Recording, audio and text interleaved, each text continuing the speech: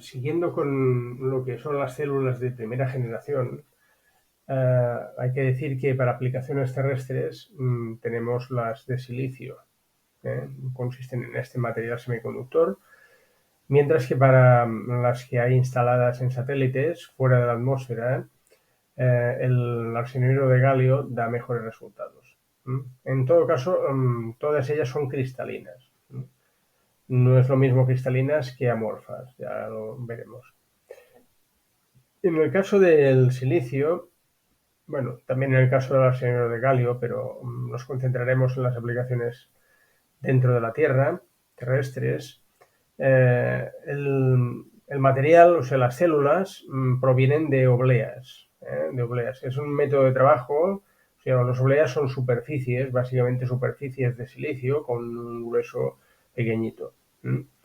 Entonces es la base para tanto para elaborar los chips y la microelectrónica en general como para las células fotovoltaicas. Para obtener las obleas hay dos métodos. En el caso concreto de las células fotovoltaicas hay dos métodos. Uno consiste en obtener material de tipo monocristalino, o sea, consistente en un solo cristal. Y luego surgió otro método, otra metodología, otra técnica que consiste en conseguir células que contengan varios cristales del mismo material silicio pegados entre sí, unidos entre sí. Las monocristalinas empezaron a utilizarse ya desde el mismo momento en que se descubrió el efecto fotovoltaico en el silicio, mientras que las policristalinas vinieron un poco más tarde. Estamos hablando en las primeras del año 55, las segundas en la década de los 80, al inicio de la década. Bien, ¿en qué consiste el método para obtener las células de silicio monocristalino? Bueno, pues este método hay que comentar que se puso, o sea, surgió o se inventó en el año 1916. Estamos hablando de hace más de un siglo.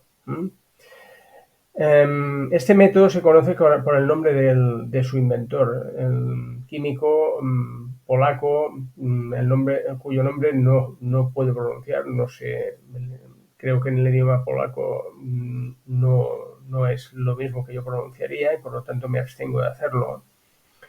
En todo caso es este nombre de aquí. Y consiste en lo siguiente. Básicamente consiste en utilizar un crisol debidamente preparado, un crisol para fundir material.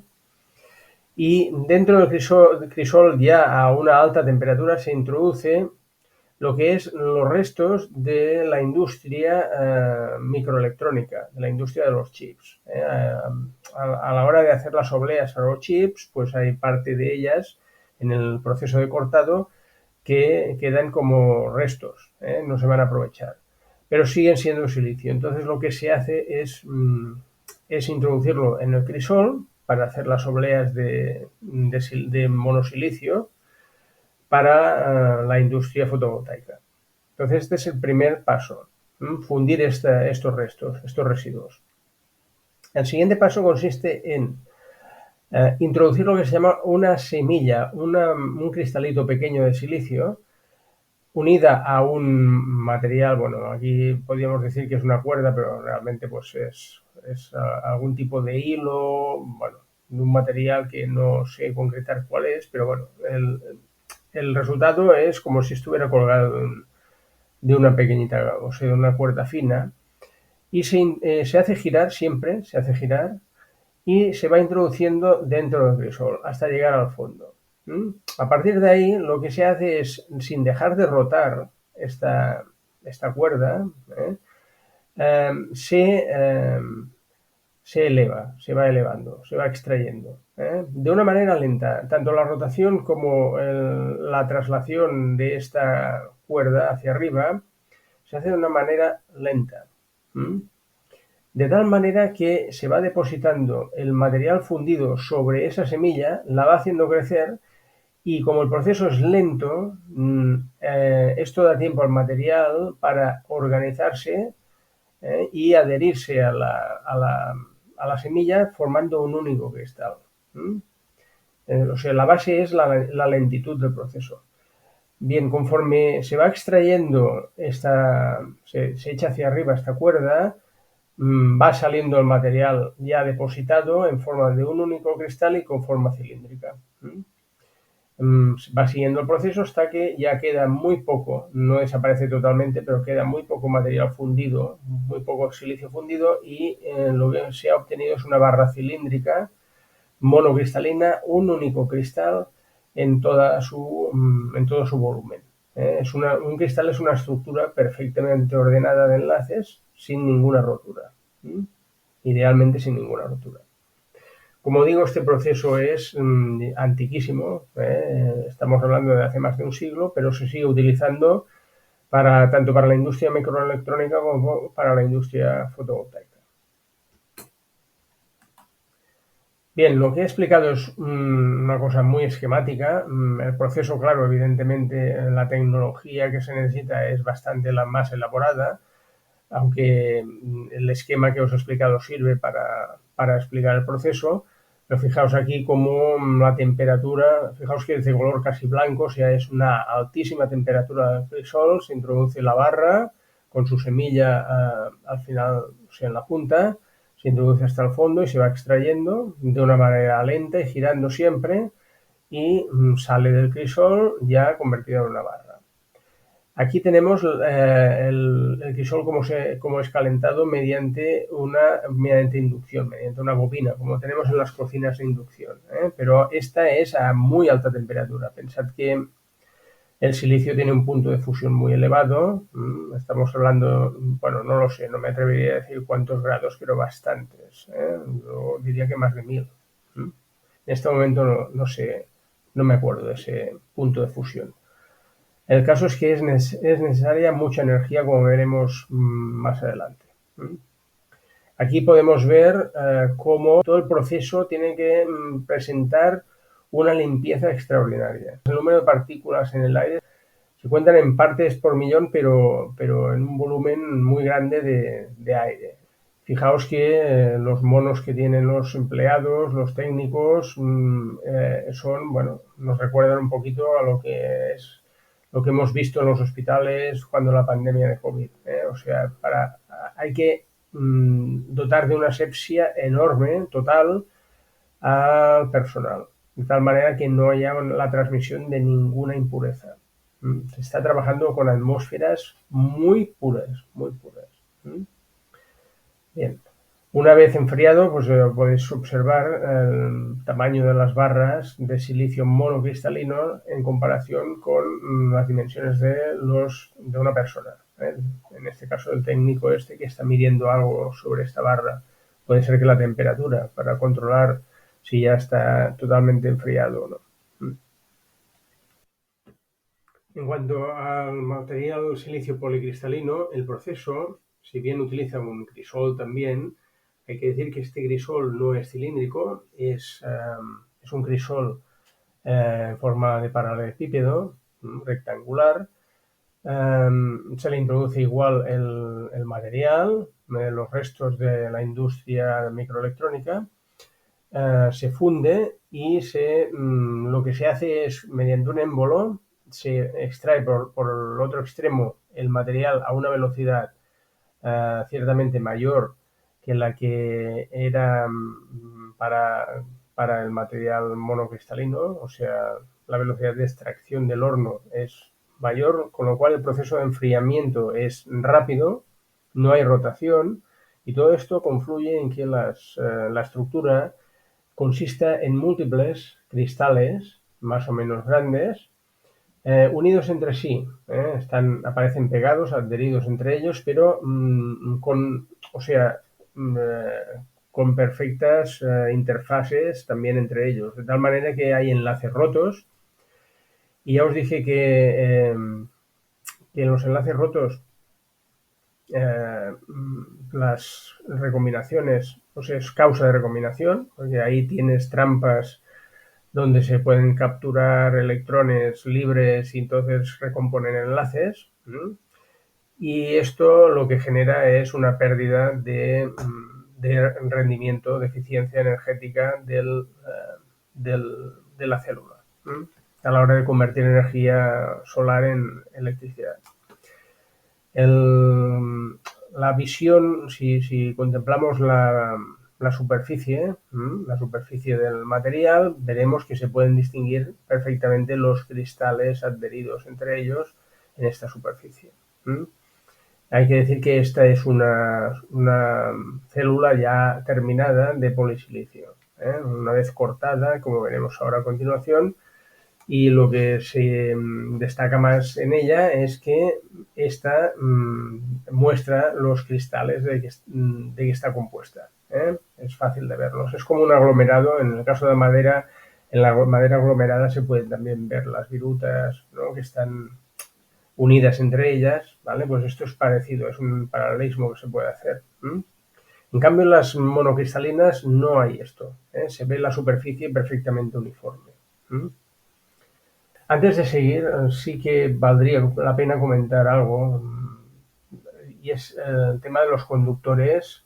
Recordad que se ponían conductores que eran metales preciosos por la alta conductividad que debían tener para extraer los electrones y que fueran a recombinarse con los huecos por la parte posterior de la célula, de tal manera que esa corriente se pudiera aprovechar, ese paso de electrones, ¿no? Bueno, pues el caso es que se utilizan, aquí vemos, se utilizan unas barritas, esto también es conductor, son unas líneas, ¿vale?, que son conductores del mismo material precioso y se llaman dedos o fingers.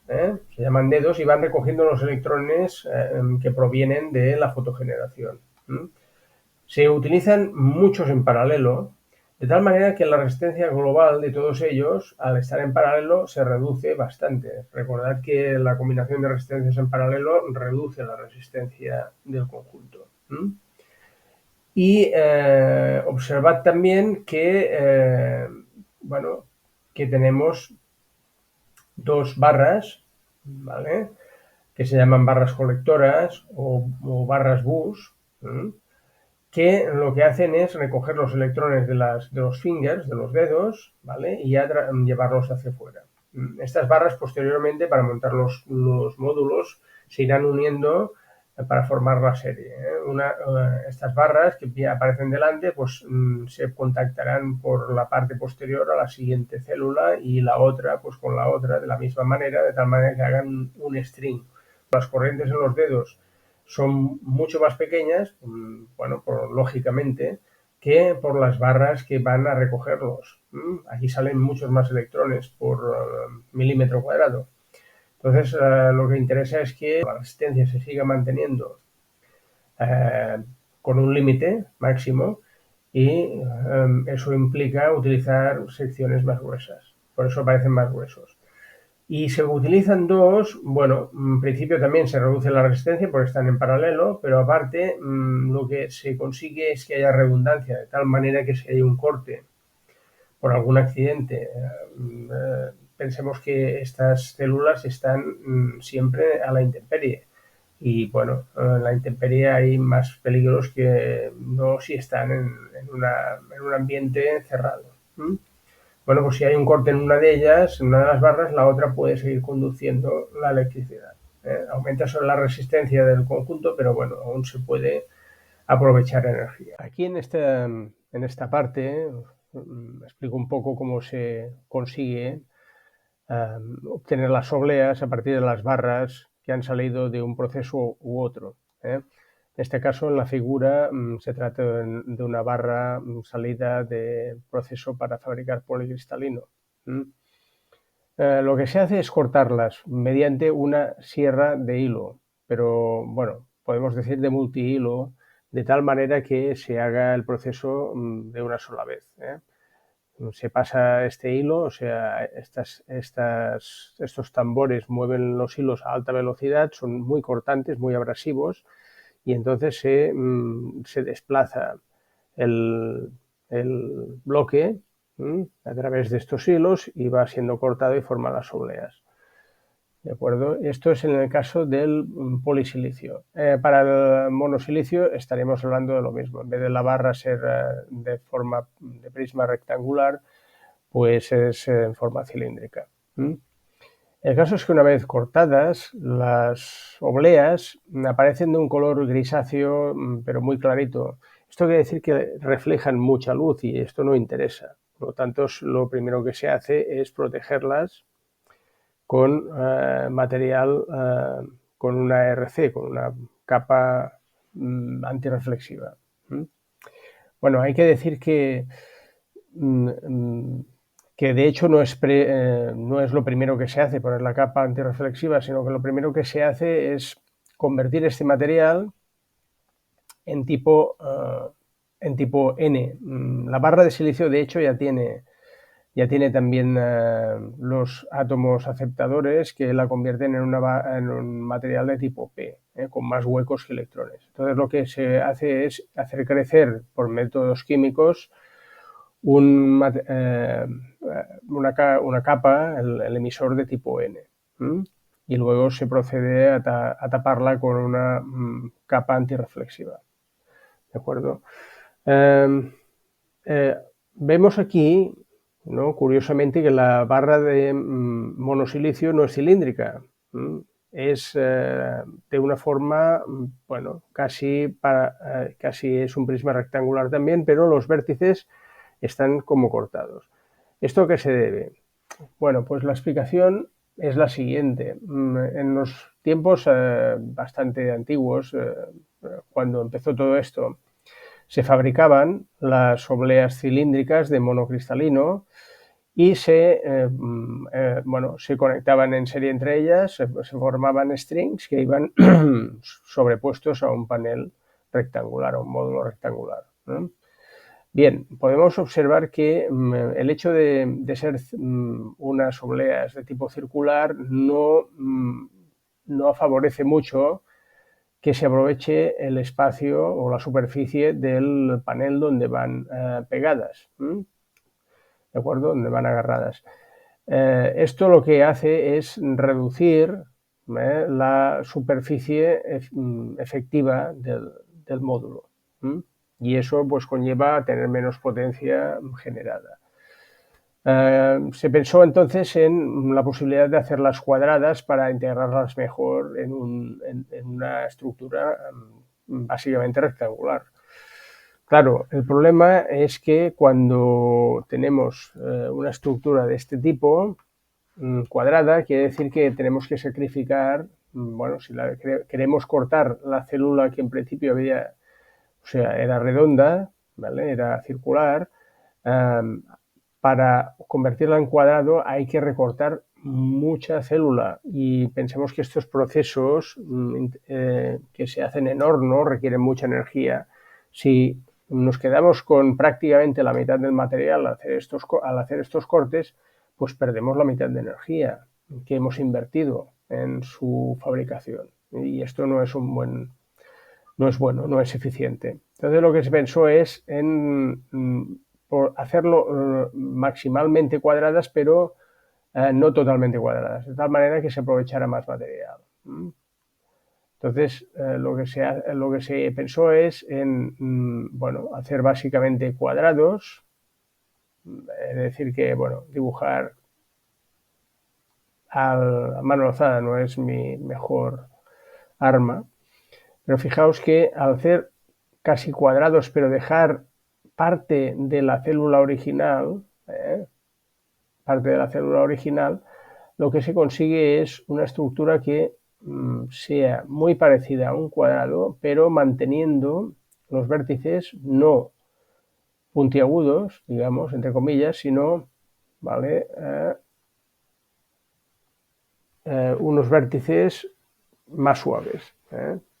Estos vértices realmente siguen conservando la forma redondeada que tenía la célula original. De tal manera que ahora, casi cuadradas, se pueden adaptar mejor a los paneles que se usan, que son rectangulares, ¿no? Lo que Lo que pasa es que no ocupan totalmente, aunque sí mucha de la superficie del panel, sino que dejan estos rombos, estas formas romboidales que se deben al hecho de ir uniendo células entre ellas, ¿vale? Con la característica de sus vértices, ¿no? Con esta característica de sus vértices. De tal manera que quedan de una manera romboidal y por eso los paneles de monocristalinas más convencionales pues destacan esta forma, se destacan por esta forma, son fácilmente reconocibles. Aparte de todo, la célula monocristalina es uniforme porque es un solo cristal, o sea, no detectas nada, o sea, toda la superficie es igual, mientras que las policristalinas, la superficie resalta, en la superficie resaltan estas diferencias entre los diversos cristales que la componen, porque el proceso es diferente. El horneado es diferente, la velocidad de salida del horno también, y entonces esto es lo que conlleva. Las células policristalinas son menos eficientes, pero al abarcar todo, o sea, no dejar ni un hueco por cubrir en el panel, ganan un poquito con respecto a las monocristalinas en este tema, con lo cual se reduce la diferencia de eficiencias o de rendimientos entre las dos. Las policristalinas, como digo, se adaptan perfectamente, por eso se hacen en hornos rectangulares de superficie rectangular para adaptarse perfectamente a lo que es el panel fotovoltaico, el módulo fotovoltaico. Bien, la primera generación se puede resumir de la siguiente manera. Para aplicaciones en tierras se utiliza el silicio, ¿vale?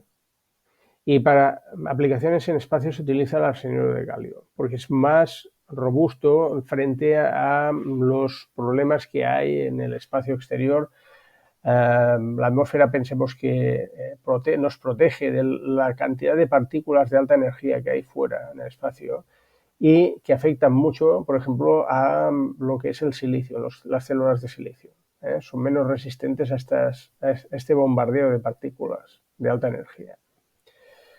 El silicio tiene el problema de tener un gap indirecto, con lo cual para una misma cantidad de material, por ejemplo, que pusiéramos respecto al arsenuro de galio, tendríamos menos generación, porque se necesita, aparte de tener fotones de suficiente energía, también se necesita una vibración de la red cristalina adecuada para que haya esta generación.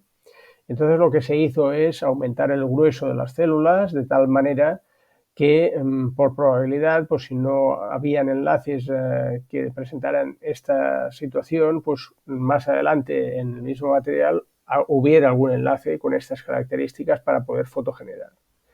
Entonces estamos hablando de gruesos de 100 a 500 micrómetros y esto es mucho material, mucho material. Aunque el silicio sea muy abundante, realmente esto requiere cantidades enormes de material para fabricar los millones de módulos que se fabrican. Bien, las monocristalinas aparecieron hacia el año 55, como he dicho antes, pero requerían mucha energía para su fabricación. De hecho, en la anterior diapositiva no os he mencionado de que el monosilicio, los paneles las células de monosilicio requieren entre 40 y 100 kilovatios hora por kilo de material fabricado, mientras que las de polisilicio requieren 10 kilovatios hora por kilo de material fabricado. Esto quiere decir que ya sensiblemente vemos que las de polisilicio reducen el tema de la energía necesaria para su construcción. Por ello se introdujo esta tecnología en el año 81 para evitar, pues eso, tener que utilizar tanta energía. Se baja el rendimiento, pero a cambio, pues no tienes que amortizar tanta energía en el proceso de fabricación.